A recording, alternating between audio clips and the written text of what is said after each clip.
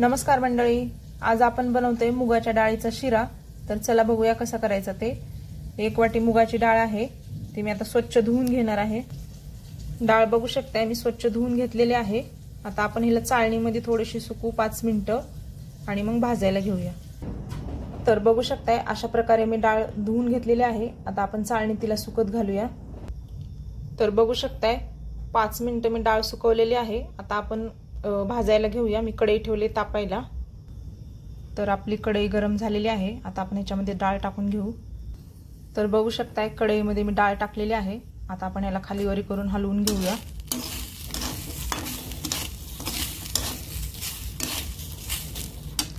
छान अशी कडक होऊस तर भाजायची आपल्याला डाळ। तर बघू शकताय आपली डाळ हलकी हलकी होतीये। थोडीशी ब्राऊन झाली की मग आपल्याला गॅस बंद करायचा आहे।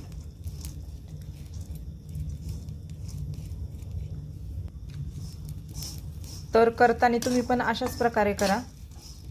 खायला खरं खूप छान लागतो मुगाच्या डाळीचा शिरा आणि खायला जास्त सामान वगैरे काही लागत नाहीये।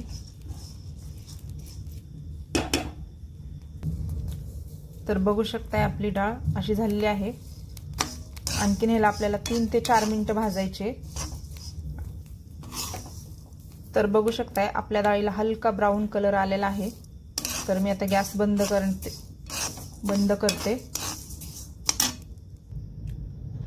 तर आपली डाळ थंड होत आलेली आहे। मी आता मिक्सर मध्ये याची थोडीशी पावडर करून घेते।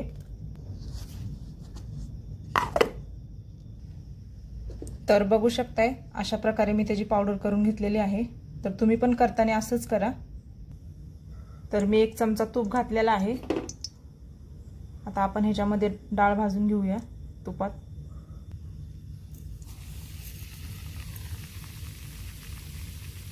तर आपण आता ती पावडर घातली आहे। आपण छान आता तुपामध्ये छान अशी परतवून घेऊ।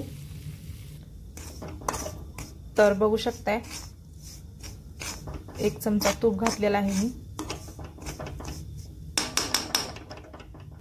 बघा मी ते धुवून भाजून घेतली, त्याच्यामुळे किती अशी छान मस्त अशी डाळीचं पीठ फुललंय रव्यासारखं, सेम रव्यासारखं फुललंय। तुम्ही पण असंच नक्की ट्राय करा।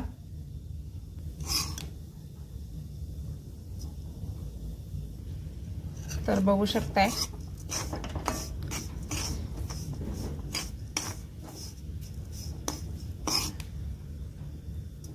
असं झालेलं आहे हे। तर बघू शकताय असं झालेलं आहे। आता याच्यात मी परत तूप घालणार आहे 1 चमचा आणि मग साखर घालूया आपण। तर मी पाणी घातलं त्याच्यामध्ये 1 ग्लास, ते मी तुम्हाला सांगायचे विसरले। तर ह्याच्यात मी गरम पाणी घालणार आहे थोडं। तुम्ही पण गरमच करून घाला, गार घालू नका। तर बघू शकताय मी जेवढी डाळ घेतली होती तेवढी साखर घेतलेली आहे। तर आपण आता हे सगळं एकजीव करून घेऊया।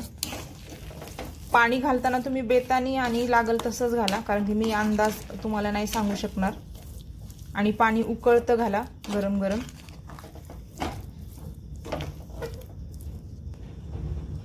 तर मी परत 1 चमचा तूप घालते याच्यामध्ये। आता आपण छान असं एकजीव करून घेऊया। तर आता याच्यामध्ये मी थोडंसं दूध घालणार आहे, कारण की माझ्याकडं हे नाही, खोया नाहीये, म्हणजे खावा नाहीये, म्हणून मी थोडंसं साईचं दूध घालते। तर तुम्ही पण साईचं दूधच घाला जर तुमच्याकडे जर खावा नसेल तर। आणि असं छान सगळं एकजीव करून घ्या।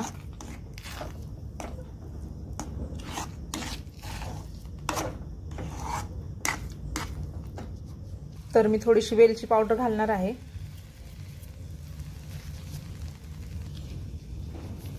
तर बघू शकताय तुम्ही पण अशा प्रकारेच करा आणि माझ्या चॅनलला लाईक करा, सबस्क्राइब करा, शेअर करा।